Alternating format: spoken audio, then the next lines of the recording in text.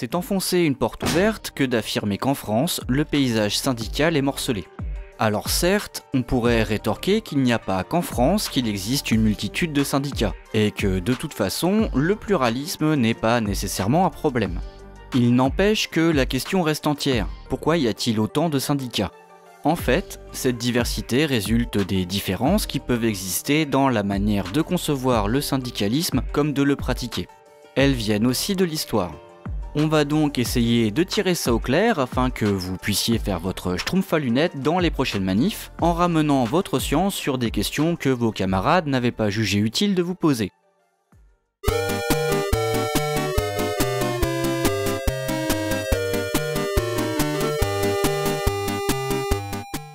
Si on le compare à ses homologues britanniques, belges ou même allemands, le syndicalisme en France semble avoir connu un développement plus tardif. Pour comprendre ce retard à l'allumage, il faut se tourner du côté de la Révolution française. En 1791, l'Assemblée adopte en effet la fameuse loi Le Chapelier qui interdit tout groupement professionnel. C'est le délit de coalition. Il s'agit alors d'empêcher la reconstitution des corporations de l'Ancien Régime, qui étaient perçues comme des obstacles à la liberté économique. Il s'agit aussi d'empêcher les travailleurs de s'organiser collectivement contre leurs patrons. De fait, cette loi constituera un obstacle au moment où les ouvriers français voudront constituer leur propre syndicat. Les choses évoluent lentement. Si le délit de coalition est abrogé en 1864 avec la loi Olivier, les syndicats restent officiellement interdits. Il faut attendre une loi de 1884 pour que les syndicats soient légalisés.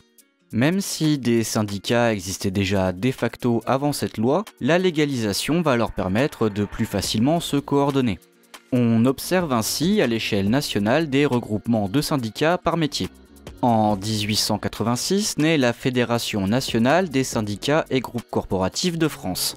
Pour la première fois, on dépasse le stade du simple regroupement à l'échelle du corps de métier pour se rassembler à l'échelle interprofessionnelle. Cette Fédération nationale des syndicats reste cependant assez modeste. Les guédistes du Parti ouvrier français, une formation d'inspiration marxiste, y exercent une influence prépondérante. En parallèle, on assiste au développement des bourses du travail dans la plupart des grandes villes. Ces lieux, animés par des militants ouvriers, sont à la base des bureaux de placement. Elles acquièrent rapidement un rôle éducatif, social et revendicatif, servant à la fois de centres de formation et d'éducation populaire, et de lieux dans lesquels les travailleurs peuvent se rencontrer et s'organiser collectivement. En 1892, une fédération des bourses du travail est constituée. Cette fédération est en grande partie animée par des militants anarchistes, en particulier Fernand Pelloutier. En 1895, la Fédération nationale des syndicats et la Fédération des bourses du travail s'unissent pour donner naissance à une nouvelle organisation, la Confédération générale du travail, c'est-à-dire la CGT. Cette toute neuve CGT est dominée par les courants syndicalistes révolutionnaires. Elle prône l'action directe et la grève générale. Il y a de quoi effrayer plus d'un patron et d'un curé. En effet, l'Église catholique est inquiète de l'influence des Rouges. Soucieuse également de développer son influence dans le monde du travail, elle se dote de sa propre doctrine sociale. Rapidement, des syndicats chrétiens sont constitués. Si une partie du patronat regarde d'un bon œil ces syndicats chrétiens qui concurrencent les Rouges, d'autres préféreraient se doter d'instruments encore plus dociles. Des syndicats maisons, animés par des salariés fidèles à leur employeur, sont donc constitués. Une partie de ces syndicats se regroupe en 1902 dans la Fédération des syndicats jaunes, qui prône la collaboration de classe. Si cette fédération périclite dès 1912, le terme jaune va demeurer dans le langage syndical pour désigner ceux qui trahissent et se placent du côté de l'employeur. En 1918, la Première Guerre mondiale prend fin. Les années qui suivent sont marquées par une première recomposition du paysage syndical. Dès 1919, les syndicats chrétiens se regroupent au sein de la Confédération française des travailleurs chrétiens, c'est-à-dire la CFTC. La CFTC est alors surtout implantée chez les employés de commerce. Mais c'est essentiellement du côté de la CGT qu'il y a du changement. Pendant la guerre, la direction syndicaliste révolutionnaire a renoncé à ses engagements pacifistes et a rallié l'Union sacrée, collaborant alors étroitement avec le gouvernement et le patronat. Au lendemain de la guerre, une partie des militants a des comptes à régler. Les tensions s'accentuent, d'autant plus qu'à partir de 1920, le Parti communiste voit le jour en France. En 1922, la direction de la CGT, devenue réformiste, expulse les oppositionnels. Les exclus forment alors la CGT unitaire ou CGTU. Il y a donc deux CGT en France, la CGT dite confédérée, aux mains des réformistes, et la CGTU, où se retrouvent les communistes, les syndicalistes révolutionnaires et les anarchistes. Rapidement, les communistes affirment leur leadership sur la toute jeune CGTU. Les syndicalistes révolutionnaires et les anarchistes s'en retirent.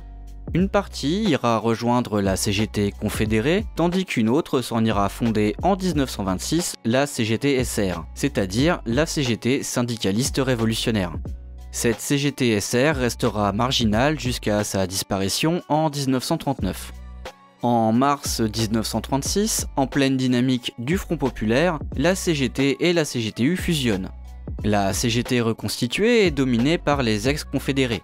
Les ex-unitaires, c'est-à-dire les communistes, voient cependant leur influence s'accroître, notamment après les grèves du mois de juin. Les tensions ne tardent pas à ressurgir. En 1939, la direction de la CGT utilise comme prétexte le pacte germano-soviétique pour exclure les communistes.